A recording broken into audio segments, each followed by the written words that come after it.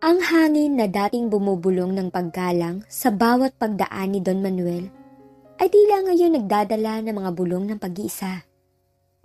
Sa mga pasilyo ng kanyang mansyon, ang dating mayabang na paghakbang ay napalitan ng kalabog ng tungkod. Ang bawat tunog ay pumupunit sa katahimikan. Si Don Manuel, ang pangalang kumakatawan sa kapangyarihan at kayamanan sa buong lalawigan, ay ngayon isang anino na lamang ng kanyang dating sarili. Ang kanyang muka na dating pinagmumula ng takot at paghanga, ngayon may bakas ng matinding pagod. Ang mga mata ay lumalim at ang mga labi ay halos hindi na maipit. "Bakit ba ang bagal mo?" Isang nagngingit-ngit na bulong ang lumabas sa kanyang lalamunan. Sinisisi ang nurse na maingat na inaalalayan siya patungo sa bintana. Ang sikat ng araw, hindi na nakakapagpainit sa kanyang buto. Tanging ang lamig ng pag-iisa ang kanyang nararamdaman. Ang mga lupang dating kanyang inutos, ang mga negosyong kanyang itinayo, ay tila mga estranghero na ngayon. Ang kanilang pag-iral ay malayo sa kanyang pag-iisip. Ngunit may isang anino pa sa kanyang buhay, mas matagal, mas malalim kaysa sa kanyang karamdaman. Si Samuel. Isang pangalang pilit niyang binura. Isang mukhang pilit niyang kinalimutan. Bata pa si Samuel noon. Ang kanyang mga mata ay puno ng pag-asa. Ang kanyang ina ay puno ng pananabik. Nang una silang humarap kay Don Manuel, ang alaala ng pagtanggi ay nanatili. Sariwa pa rin. Isang sugat na hindi naghilom sa kanyang kaluluwa. "Hindi ko kayo kilala! Lumayo kayo sa akin!" Ang mga salitang yun ay hindi lamang lumabas sa kanyang bibig, kundi bumagsak din sa puso ng isang inosenteng bata. Ang kanyang reputasyon, ang kanyang legal na pamilya, mas mahalaga mga yun kaysa sa isang buhay na nagmula sa kanyang dugo. Walang awa niyang itinakwil ang bata. Ang kanyang ina ay napaiyak. Ang kanilang mga pangarap ay nawasak. Lumipas sa mga taon, lumaki si Samuel sa hirap, sa pangangalaga ng isang inang puno ng pagmamahal. Anak, ang tunay na yaman ay hindi nasusukat sa ginto, kundi sa kabutihan ng puso. Ang sabi ng kanyang ina, habang hinahaplos ang kanyang buhok. Patawarin mo sila, Samuel. Hindi ka nila kilala, pero ikaw, kilala mo ang sarili mo. Ang bawat aral, bawat yakap, ay bumuo sa kanya bilang isang taong may busilak na puso na walang puwang para sa galit, kahit pa alam niya ang katotohanan tungkol sa kanyang ama.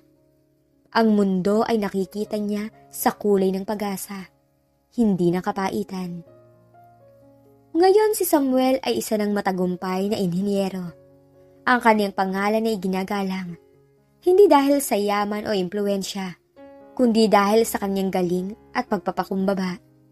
Ang mga blueprints ay kanyang pinag-aaralan.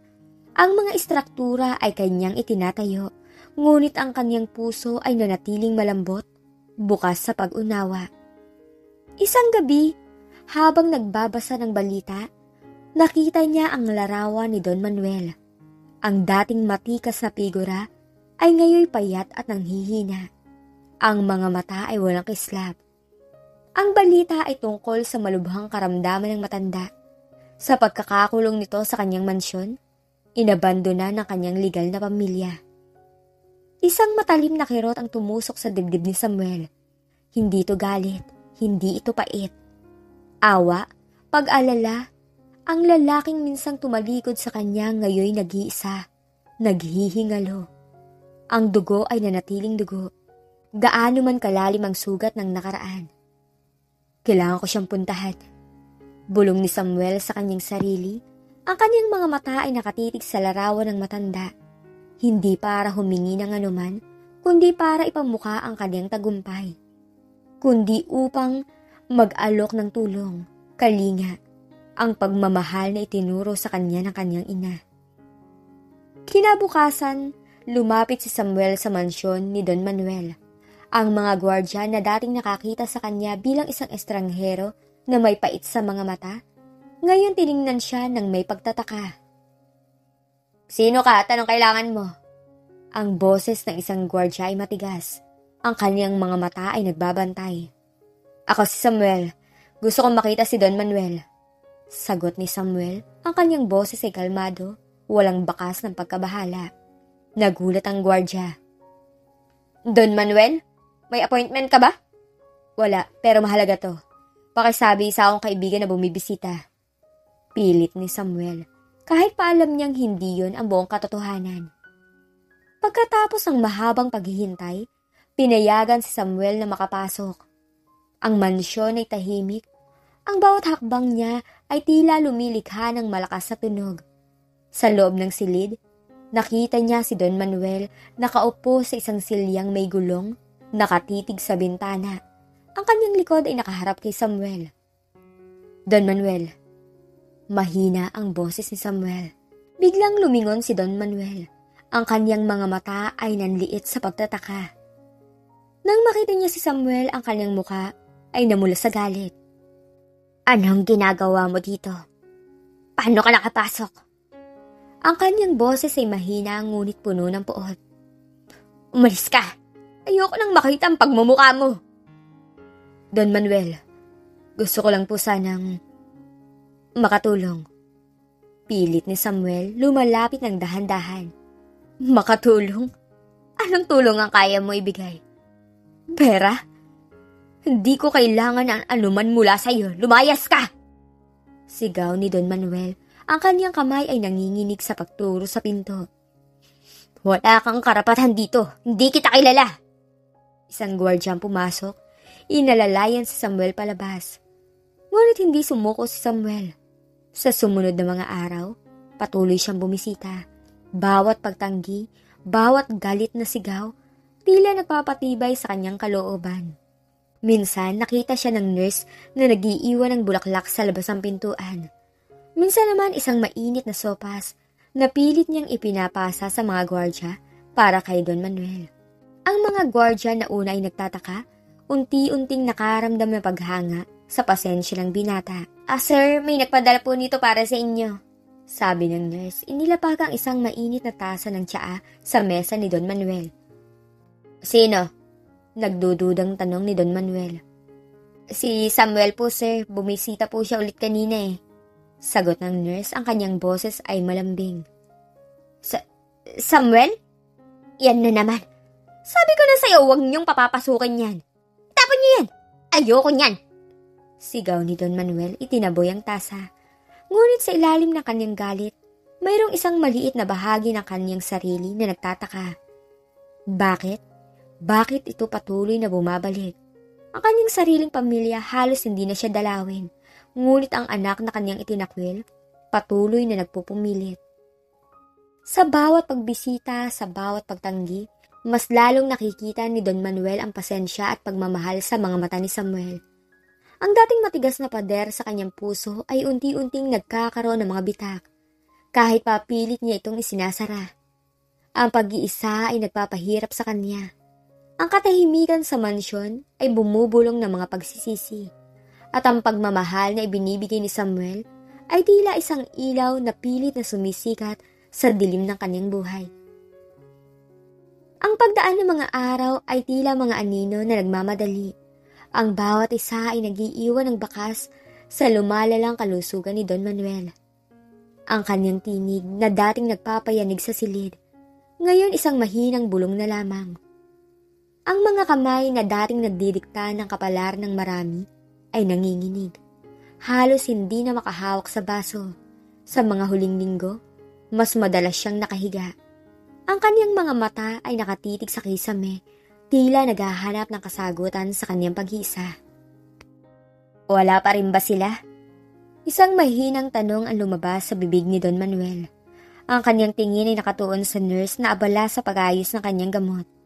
Ang kanyang mga anak, ang kanyang legal na pamilya, tila nalimutan na ang daan patungo sa kanyang silid.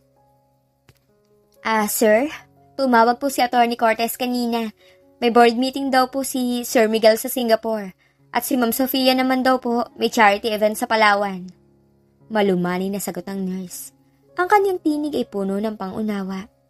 Kahit pa hindi niya diretsyong sinasabi, na wala silang balak bumisita. Isang mapait na ngiti ang sumilay sa labi ni Don Manuel. Mga abala, palaging abala. Ang kanyang mga mata ay nagsara, ang kanyang noo kinulubot sa isang hindi maipaliwanag na sakit.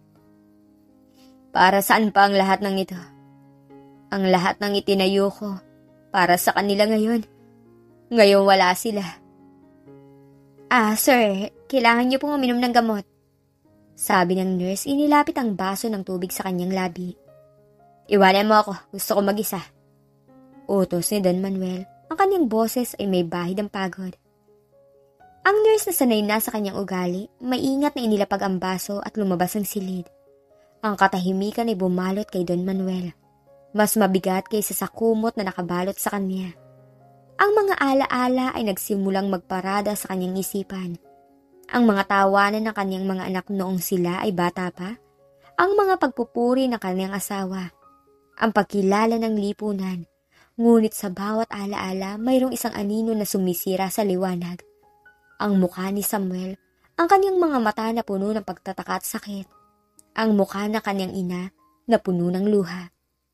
Bakit ba hindi ka sumusuko? Isang tanong ang umalingaw-ngaw sa kanyang isipan na hindi para kay Samuel, kundi para sa kanyang sarili. Bakit pa rin niya nararamdaman ang kirot sa tuwing naaalala niya ang pagtatakwil? Bakit pa rin siya binabagabag ng konsensya? Isang katok sa pinto ang pumukaw sa kanya. Pasok. Mahina niyang sagot. Pumasok ang nurse, sa kanyang mukha ay may bahid ng pag-aalangan. Sir, nandito po ulit si Samuel. Nagpadala po ng mainit na sabaw. Nangunot ang noo ni Don Manuel. Yan na naman. Ilang beses ko bang sasabihin na ayoko ng anuman mula sa kanya? Sir, napakukulit po niya. Kanina pa po siya doon sa labas naghihintay. Sabi niya, gusto lang daw po niyang masiguradong nakakain kayo. Paliwanag ng nurse. Ang kanyang tinig ay may bahid ng paghanga sa determinasyon ni Samuel. Masigurong nakakain ako? Ano pakialam niya? Pakiusap. Sabihin mo sa kanya na umalis na siya. Ayoko siya makita. Utos ni Don Manuel, ngunit sa kanyang boses mayroong isang maliit na pag-alinlangan. Sir, baka po gusto niyo siyang kausapin. Kahit saglit lang po, napakabait po niyang bata. Pilit ng nurse, ang kanyang mga mata ay nagmamakaawa. Ay nako, wala kaming dapat pag-usapan, umalis siya. Ngayon na! Matigas na sabi ni Don Manuel. Lumabas ang nurse at muling bumalik ang katahimikan. Ngunit sa pagkakataong to, ang katahimikan tila sinisira ng mga bulong ng kanyang konsensya. Bakit ko ba ito ginagawa? Bakit ko ba siya tinataboy? Ang kanyang mga kamay ay nanginginig, hindi dahil sa sakit, kundi sa isang emosyon na matagal na niyang kinubli. Ilang sandali pa muling bumalik ang nurse, dala ang isang tasa ng mainit na sabaw. Sir, umalis na po si Samuel, pero pinilit po niya akong ibigay ito sa inyo. Sabi niya, masarap daw po ito para sa inyong sikmura. Tiningnan ni Don Manuel ang sabaw. Ang usok ay pumailan lang sa hangin. Ang amoy, nakakapagpagaan ng pakiramdam. Yan ba ang sabaw na gawa niya? Opo sir, siya po mismo nagluto. Sagot ng nurse. Iwanan mo lang dyan. Utos ni Don Manuel. Ang kanyang tingin ay nakatuon pa rin sa sabaw. Nang umalis ang nurse, dahan-dahan niyang inabot ang tasa. Ang kanyang kamay nanginginig. Ngunit sa bawat higop, mayroong isang init na dumadaloy sa kanyang katawan. Hindi lamang init ng sabaw, kundi init ng pagmamalasakit. Ang lasa ay simple, ngunit puno ng pagmamahal. Isang luha bumagsak sa kanyang pisngi. Hindi niya alam kung bakit. Lumipas sa mga araw ang mga linggo. Ang pagbisita ni Samuel ay naging regular. Hindi siya pilit na pumapasok. Hindi siya pilit na nakikipag-usap. Nag-iiwan lamang siya ng pagkain, ng bulaklak, ng isang simpleng mensahe sa nurse. At sa bawat pag-alis niya, mayroong isang maliit na bahagi ni Don Manuel na naghihintay sa kanyang pagbabalik. Isang umaga habang nag-aalmusal si Don Manuel, muling pumasok ang nurse. Sir, humihingi po ng pahintulot si Samuel na bisitahin po kayo. Sabi niya kung ayaw niyo po, maiintindihan niya. Gusto lang daw po niyang mag-iwan ng mga libro para sa inyo. Tumingin si Don Manuel sa bintana. Ang araw ay sumisikat na. Mga libro? Anong klaseng libro? Mga storybook po, sir. Alam daw po niyang mahilig kayo sa kasaysayan. Sagot ng nurse. Isang matagal na katahimikan ang bumalot sa silid. Sa wakas, nagsalita si Don Manuel. Sabihin mo pumasok. Masok na siya, pero 5 minuto lang. Nagulat ang nurse.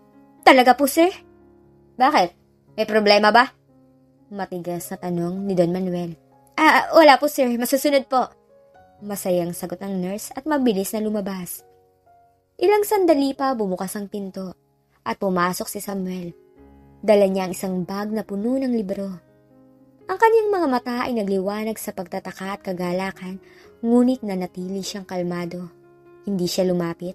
Nanatili siya sa gilid ng silid. Don Manuel. Mahina niyang bati, ang kanyang boses ay puno ng paggalang. Tiningnan ni Don Manuel si Samuel. Ang kanyang mga mata ay sinisiyasat ang bawat detalye ng binata. Hindi na ito ang batang umiiyak na kanyang itinakwil. Ito ay isang lalaking matikas, may kumpiyansa, ngunit may pagpapakumbaba. Anong gusto mo? Diretsyong tanong ni Don Manuel. Ang kanyang boses ay malamig pa rin. Wala po. Gusto ko lang po mag-iwan ng mga librong ito. Para po to sa inyo. Alam ko po kasing mahilig kayo sa kasaysayan. Sana po magustuhan niyo. Sagot ni Samuel, inilapag ang bag sa isang mesa. Tiningnan ni Don Manuel ang mga libro. Ang kanyang noo ay nakakunot. Bakit mo to ginagawa? Bakit ka patuloy na bumabalik? Hindi mo ba naiintindihan na ayoko sa'yo? Na wala akong pakialam sa'yo? Ang bawat salita, tila isang sibat na binibitawan niya. Pilit na sinasaktan si Samuel. Naiintindihan ko po. Kalmadong sagot ni Samuel, ang kanyang mga mata ay puno ng lungkot, ngunit walang galit. Pero hindi ko po kayo kayang pabayaan. Hindi po ako sanay na may nakikita naghihirap at nag-iisa. Kalokohan! Gusto mo lang ang pera ko. Gusto mong maging bahagi ng pamilya ko. Tama ako, di ba? Akusa ni Don Manuel, ang kanyang boses ay tumataas. Ang kanyang mga kamay nanginginig. Hindi po. Hindi po ako naghahanap ng anuman. Ang gusto ko lang po ay makita kayo maayos. Ang gusto ko lang po ay makatulong. Makatulong. Matagal na kitang tinalikuran. Matagal na kitang pinagmukhang ewan sa harap ng lahat. Bakit ngayon? Bakit ngayon ka nagpapanggap na may pakialam ka? Sumigaw si Don Manuel, ang kanyang boses ay nanginginig sa galit. Ang kanyang mga kamay ay humawak sa gilid ng kanyang upuan, tila pilit pinipigilan ng sarili na bumangon at itaboy si Samuel. Ang kanyang mukha ay namula, ang mga ugat sa leeg ay lumitaw. Hindi ba't sapat na ang kahihiyan ay dinulot mo sa akin nun? Ang paglabas mo pa lang, isang malaking dagok na sa pangalan ko. Hindi po ako nagpapanggap, Don Manuel. Kalmadong sagot ni Samuel. Ang kanyang mga mata ay nakatitig sa matanda, walang bahid ng puot, tanging pag-unawa. Hindi po ako kailanman naghangad ng anumang kapalit sa pagtulong. Ang ina ko po, itinuro niya sa akin na ang pagmamahal ay walang kondisyon, na ang pagpapatawad ay napapalaya, na ang pagtulong sa kapwa, lalo na sa nangangailangan, ay ang pinakamahalagang yaman. Huminga siya ng malalim, ang kanyang tingin ay bumaba sa kamay ng matanda. Pagkatapos ay muling bumalik sa kanyang mga mata. At kayo po, Don Manuel, sa kabila ng lahat, kayo pa rin po ang aking ama. Isang nakabibinging katahimikan ang bumalot sa silid. Ang huling salita ni Samuel ay tila isang pako na tumama sa matigas na balat ni Don Manuel. Nagulat ang Don. Ang kanyang bibig ay bahagyang bumukas. Tila may sasabihin, ngunit walang lumabas sa salita. Ang kanyang mga mata na dating puno ng galit, ngayon ay puno ng pagtataka at pagkalito. Ama? Ang marahang bulong ni Don Manuel, ang kanyang boses, halos hindi na marinig. Tila tinatanong ang sarili kung tama ba ang kanyang narinig. Pagkatapos ng lahat ng ginawa ko sa iyo at sa iyong ina, paano mo pa rin ako matatawag na ama? Ang kanyang mga mata ay nangilid. Hindi niya alam kung bakit. Ito ba ay galit, lungkot, o pagsisisi. Dahil totoo po yun, Don Manuel. Ang dugo ay nananatiling dugo. Ang katotohanan, hindi nababago ng galit o pagtanggi. Kahit kailan po, hindi ko kayo kinasuklaman. Hindi po ako nagtanim ng sama ng loob. Ang tanging nararamdaman ko po ay lungkot. Dahil sa distansya na namamagitan sa atin. Sagot ni Samuel, ang kanyang boses ay malambing, puno ng pagmamahal na matagal nang nakakulong sa kanyang puso. Lungkot? Nauutal na sabi ni Don Manuel. Ang kanyang tingin ay nakatitig kay Samuel. Tila ba sinusuri kung nagsisinungaling ito. Ngunit sa mga mata ni Samuel, nakita niya ang isang dalisay na emosyon. Isang katapatan na matagal na niyang hindi nakita sa kanyang mga mahal sa buhay. Ang kanyang mga anak, ang kanyang asawa, ang kanyang mga kaibigan sa negosyo, lahat sila ay may ibang motibo, may ibang agenda. Ngunit si Samuel, ang binata ay nakatayo sa kanyang harapan, nag-aalok ng pagmamahal na walang kapalit. Anong gusto mo sa akin, Samuel? Tanong ng Don, ang kanyang boses ay mas mahina na. Ang kanyang galit unti-unting nawala, napalitan ng pagkalito. Hindi ko maintindihan. Bakit ka nagpupumilit? Wala akong may bibigay sa'yo. Wala akong may papamana. Hindi po ako humihingi ng anuman, Don Manuel. Ang gusto ko lang po ay makita kayo maayos. Ang gusto ko lang po ay ang maalagaan kayo. Ang makatulong po ako sa inyo sa anumang paraan. Hindi po ako naghahanap ng mana o posisyon. Ang tanging yaman ko po ay ang pagmamahal na itinuro sa akin ng aking ina. Yun po ang ibinibigay ko sa inyo. Mariing sagot ni Samuel, ang kaniyang mga mata ay puno ng sinseridad. Isang malalim na buntong hininga lumabas sa bibig ni Don Manuel. Ang kaniyang balikat ay bumagsak. Ang kaniyang pagod, hindi lamang pisikal kundi emosyonal din. Hindi mo to naiintindihan, Samuel. Ang buhay ko ay puno ng mga desisyon na pinagsisisihan ko. Ang pagtalikod sa iyo, yun yung pinakamalaking pagkakamali ko. Ang pagmamatas ko, ang takot ko sa sasabihin ng lipunan. Mas pinili ko ang lahat ng yun kaysa sa iyo. Ang kanyang mga mata ay napuno ng luha, ang kanyang boses ay nanginginig. Ngayon, tingnan mo ko. Nag-iisa. Walang sino man ang nandito. Ang mga taong pinrotektahan ko. Ang mga taong pinagkalooban ko ng lahat.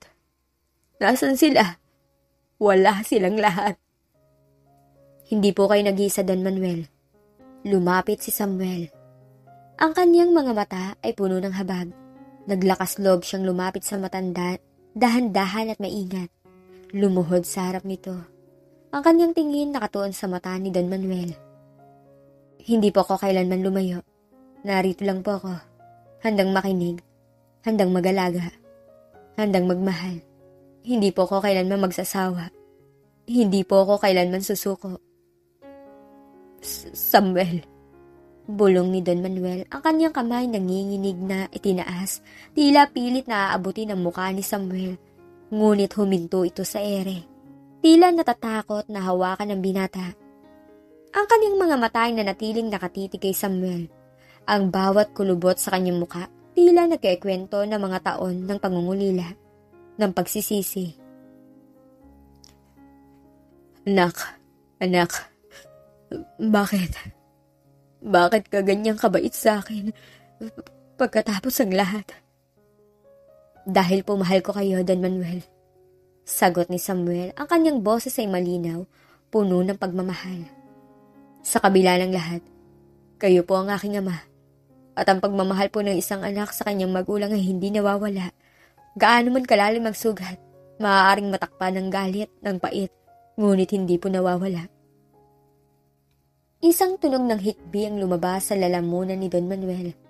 Ang kanyang kamay na dating nanginginig, dahan-dahang bumaba at hinawakan ang kamay ni Samuel. Ang kanyang pagkakahawak ay mahina, ngunit puno ng emosyon. Ang mga luha ay dumaloy sa kanyang pisngi. Ang bawat patak tila naghuhugas ng mga taon ng pagmamataas at pagsisisi. Patawarin mo ako, anak. Bulong ng Don. Ang kanyang boses halos hindi na marinig sa kanyang mga hikbi. Patawarin mo ako sa lahat. Sa sakit.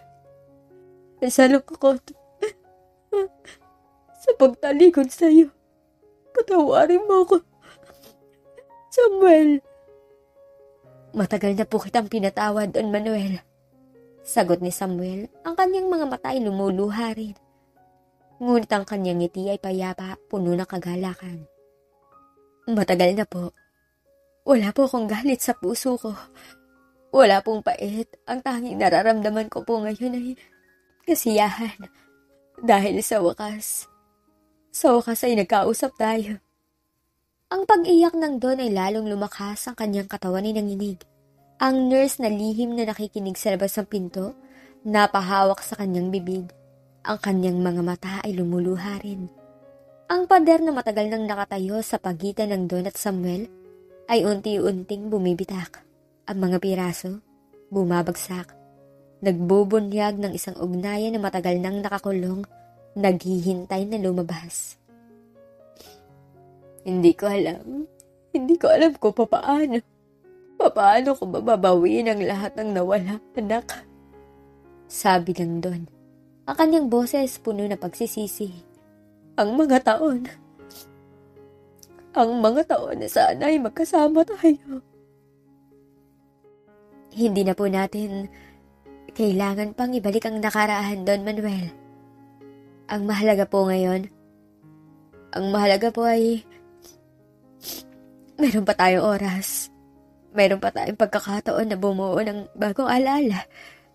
Meron pa po tayong pagkakataon na maging isang pamilya. Isang ngiti ang sumilay sa labi ng Don. Isang ngiti na matagal nang nawala sa kanyang mukha.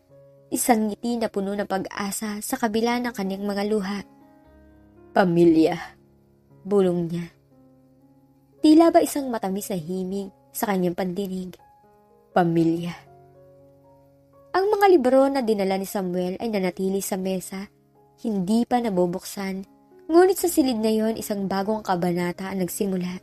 Isang kabanata na puno ng pagpapatawad, pag-unawa, at ang kapangyarihan ng pagmamahal na matagal nang nakakulong.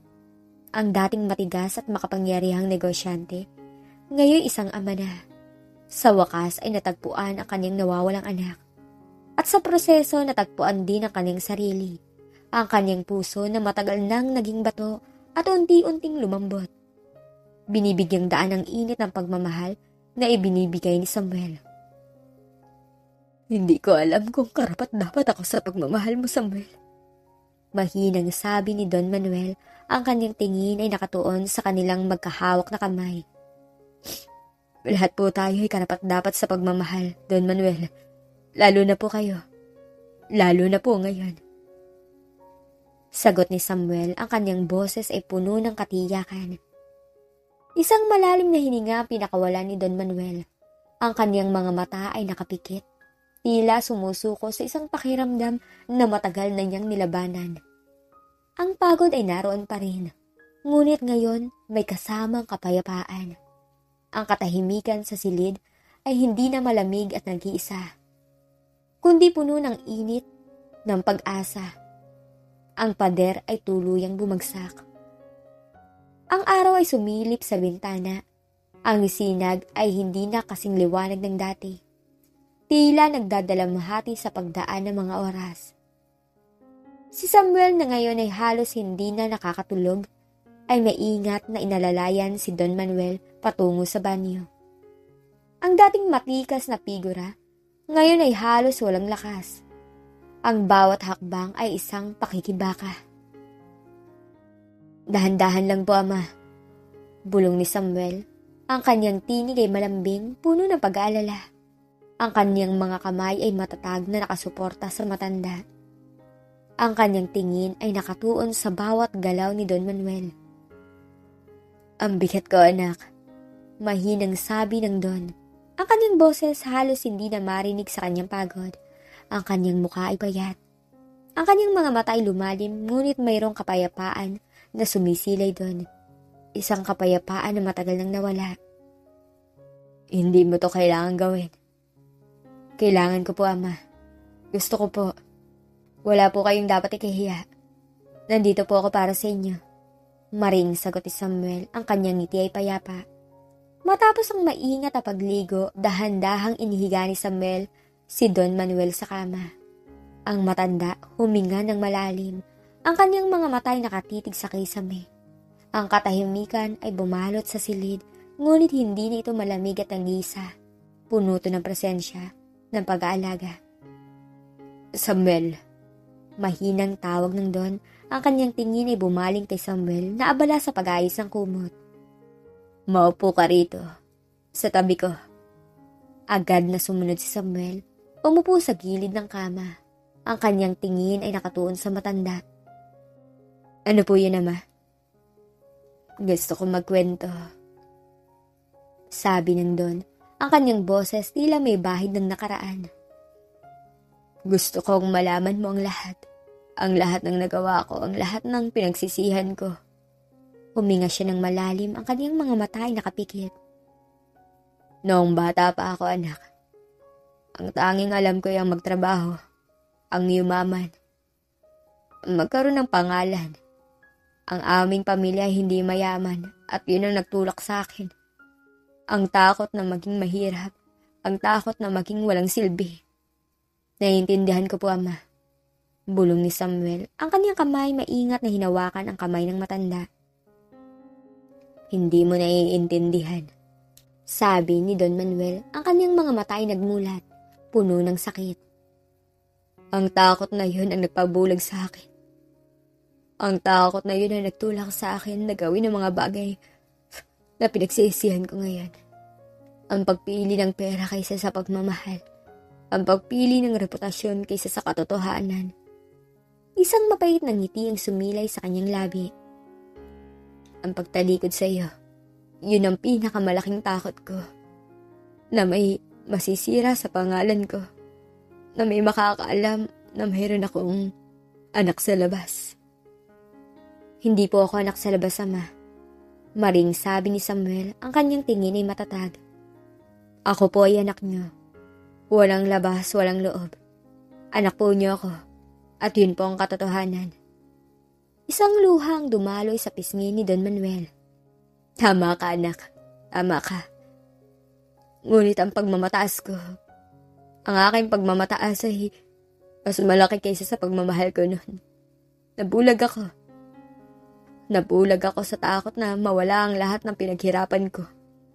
Ang aking pamilya, ang aking asawa. Inisip ko na masisira ang lahat kung malalaman nilang tungkol sa iyo at sa iyong ina. Ano po ang pakiramdam niyo noon, Ama? Tanong ni Samuel, ang kanyang boses ay malambing, puno ng pag-unawa. Walang kapayapaan. Sagot ng Don, ang kanyang mga mata ay nakatitig sa kawalan. Sa bawat tagumpay ko, sa bawat paghanga ng mga tao, mayroong isang kirot sa puso ko. Isang kirot na nagsasabing may mali. Isang kirot na nagsasabing may nawawala. Ang mukha mo, Samuel, ang mukha mo ay laging bumabalik sa isipan ko sa aking mga panaginip. Ang mga mata mo na puno ng sakit, laging nagpapahirap sa akin. Huminga siya ng malalim. Kaya naman, pilit ko itong ibinabaon. Pilit ko itong kinakalimutan. Pero, hindi ko kaya. Hindi ko kailanman nakalimutan. Kahit kailan po, hindi ko kayo kinasuklaman, Ama. Sabi ni Samuel, ang kanyang boses ay puno ng sinseridad. Ang ina ko po, tinuro niya sa akin ang pagmamahal. Mas mahalaga po yun kaysa sa galit. Na mapapalaya tayo ng pagpapatawad. Kaya po matagal na kitang napatawad. Napakatagal na panahon na po. Isang hikbi ang lumabas sa lalamunan ni Don Manuel. Ang bait mo, anak. Ang bait-bait mo. Hindi ko alam kung paano ka nagkaroon ng ganyang kabutihan sa kabila ng lahat. Ang mga anak ko, ang aking legal na pamilya, abala sila sa kanilang buhay. Bihira na ako dalawin. Ang mga kaibigan ko naman, nawala na rin. Nag-iisa ako, Samuel. Nag-iisa ako sa gitna ng lahat ng yaman na to. Hindi na po kayo nag-iisa, Ama. Nandito na po ako at hindi po ako aalis. Sagot ni Samuel, ang kanyang pagkakahawak sa kamay ng matanda ay lumakas. Mula noon si Samuel ang naging kanlungan ni Don Manuel. Sa bawat araw na lumilipas, mas lalong lumalalim ang kanilang ugnayan. Nagkwento si Don Manuel tungkol sa kanyang kabataan, sa kanyang mga pangarap, sa kanyang mga pinagdaanan. Nakinig si Samuel. Ang puso niya puno ng pag-unawa. Ang kanyang mga mata ay puno ng pagmamahal. Alam mo, Samuel, sabi ni Don Manuel isang hapon habang nakatitig sa bintana. Ang pinakamalaking pagkakamali ko ay ang isipin na ang yaman ang magbibigay sa akin ng kaligayahan. Ang pinakamalaking pagkakamali ko, ang isipin ang reputasyon ang magbibigay sa akin ng kapayapaan. Mali ako, anak. Mali ako. Ano po ang totoo, Ama? Tanong ni Samuel, ang kanyang tingin ay nakatuon sa matanda. Ang totoo, anak, ay ang pagmamahal, ang pamilya, ang koneksyon sa kapwa. Yun ang tunay na yaman, yun ang tunay na kaligayahan. Sagot ni Don Manuel, ang kanyang boses ay puno ng pagsisisi. Huli ko na tong nalaman. Huli na nang dumating ka. Pero salamat, anak, salamat at dumating ka. Salamat at hindi ka sumuko sa akin. Hindi po ako kailanman susuko sa inyo, Ama. Kahit kailan po. At hindi pa po huli. Meron pa po tayong oras. Meron pa po tayong pagkakataon na bumuo ng mga bago nating alaala pa. Isang ngiti ang sumilay sa labi ng Don. Isang ngiti na payapa, puno ng kagalakan. Salamat, anak. Salamat. Ang mga araw ay naging linggo. Ang kalusugan ni Don Manuel ay patuloy na humihina. Ngunit ang kanyang espiritu ay unti-unting lumalakas. Ang dating galit ay napalitan ng kapayapaan. Ang dating pag-iisa ay napalitan ng pagmamahal. Si Samuel, laging nasa tabi niya, nagbabasa ng libro, nagkukwento, o simpleng nakikinig.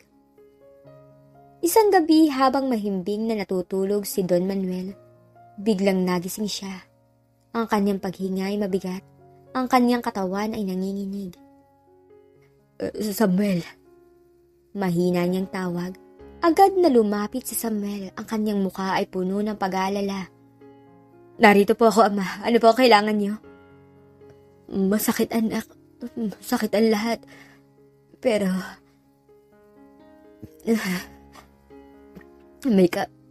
may kapayapaan na rin dahil sa iyo. Bulong ng Don, ang kanyang mga mata ay puno ng sakit. Huwag po kayong mag-alala, Ma. Nandito po ako. Nandito lang po ako lagi. Sabi ni Samuel, ang kanyang kamay ay maingat na hinawakan ang kamay ng matanda. Salamat, anak. Salamat sa lahat. Bulong ni Don Manuel, ang kanyang mga mata ay nakatitig kay Samuel puno ng pagmamahal. Ikaw ang pinakamalaking pagpapala sa buhay ko. Ang tunay kong yaman. Patawarin mo ako, anak. Patawarin mo ako sa lahat. Matagal na po kitang pinatawad, Ama. Sagot ni Samuel, ang kanyang mga mata ay lumuluha.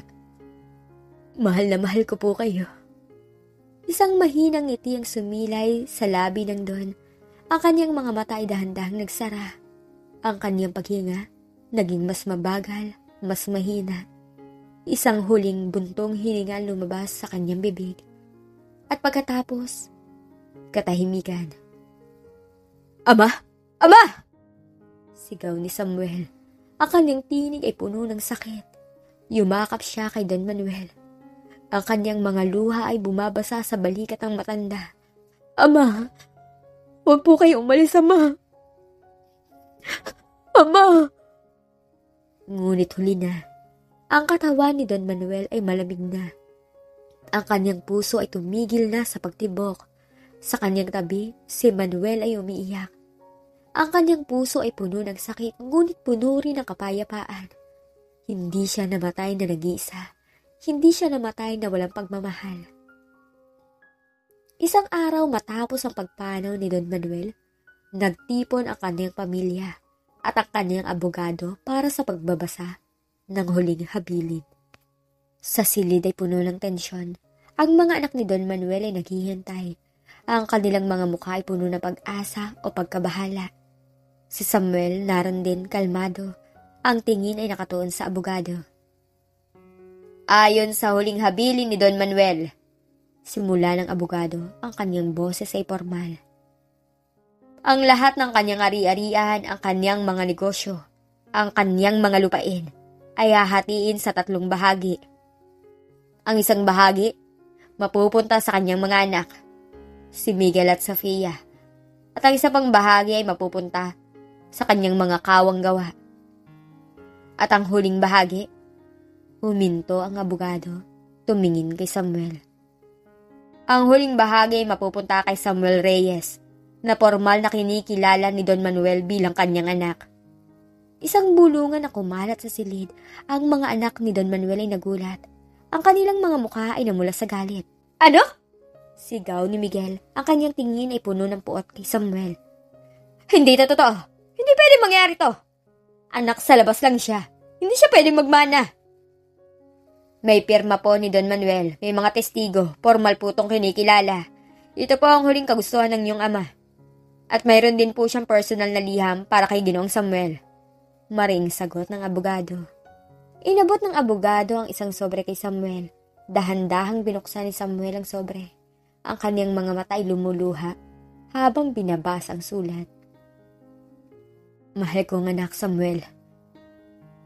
Kung binabasa mo to, ibig sabihin ay wala na ako. Ngunit huwag kang mag-alala, anak. Payapa na ako. Payapa ako dahil sa iyo. Ikaw ang nagturo sa akin ng tunay na kahulugan ng pagmamahal, ng pagpapatawad. Ikaw ang nagpuno sa aking buhay ng liwanag, sa aking mga huling sandali. Ang mana na ibinibigay ko sa iyo ay hindi para sa yaman, anak. Ito ay para sa pagkilala. Ito ay para ipaalam sa lahat na ikaw ang aking anak, ang aking tunay na yaman. Sana'y maging masaya ka, anak. Sana ipagpatuloy mo ang kabutihan ng puso mo. Mahal na mahal kita, anak. Mahal na mahal. Isang hikbi ang lumabas sa lalamunan ni Samuel. Hindi na mahalaga ang mana. Ang mahalaga ay ang mga salita ng kanyang ama, ang pagkilala, ang pagmamahal. Hindi ko po kailangan ng mana na to, sabi ni Samuel. Ang kanyang tinig ay nanginginig. Ang kanyang tingin ay nakatuon sa abogado. Ang tanging mana na mahalaga sa akin ay ang pagmamahal na ibinigay sa akin ng aking ama sa kanyang mga huling sandali. Ang pagkilala, yun po ang pinakamahalagang yaman. Nagulat ang lahat. Ang abogado ay tumingin kay Samuel nang may paghanga. Ang mga anak ni Don Manuel ay nanatiling tahimik. Ang kanilang mga mukha ay puno ng kahihiyan. Ipinagpatuloy ni Samuel ang kanyang buhay, dala ang aral ng pagpapatawad at ang kapangyarihan ng unconditional love. Ang kwento ni Don Manuel at Samuel ay naging paalala sa lahat na ang tunay na yaman ng buhay ay hindi nasusukat sa material na bagay, kundi sa pagmamahal, pagpapatawad, at mga koneksyon sa pamilya na minsan ay pinabayaan. Ang trahedya ay hindi ang pagkamatay ni Don Manuel, kundi ang nawalang mga taon ng pagmamahalan na sana ay naranasan niya kung hindi niya pinairal ang kanyang pagmamataas at takot sa lipunan. Ngunit sa huli, natagpuan niya ang kapayapaan sa piling ng kanyang anak na nagturo sa kanya ng pinakamahalagang aral sa buhay. Ang kanyang huling hininga ay hindi isang pagtatapos, kundi isang bagong simula, isang patunay na ang pagmamahal ay laging mananaig.